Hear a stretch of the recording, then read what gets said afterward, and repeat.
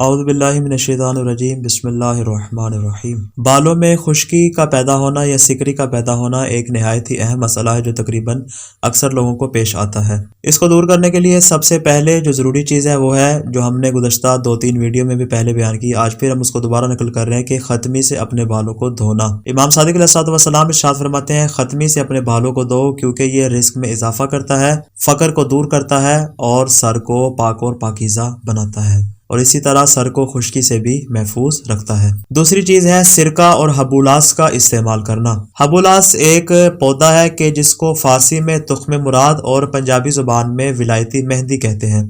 जाबिर इब्ने Yazid जोफी कहते हैं कि मैंने इमाम बाक़िर अलैहिस्सलाम की खिदमत में अपने बालों की खुश्की की शिकायत की तो इमाम अलैहिस्सलाम ने इरशाद फरमाया, तुम्हें चाहिए कि तुम हबुलास थोड़ी मिकदार में लेकर उसको पीस लो, उसका पानी निकाल कर फिर उसको सिरके में डालकर फिर अपने बालों को उस पानी से धो। इंशाल्लाह तुम्हारे बालों से खुश्की दूर हो जाएगी। जब तुम अपने बालों को धोगे बाद में अपने बालों में तेल लगा लो, तुम्हारे बाल खुश्की और सिकरी वगैरह से महफूज हो जाएंगे। दुआ खालिक दो आलम से कि खालिक करीम हमें हर किस्म की बीमारी से निजात अता फरमाए। वस्सलामु अलैकुम वरहमतुल्लाहि वबरकातुहू।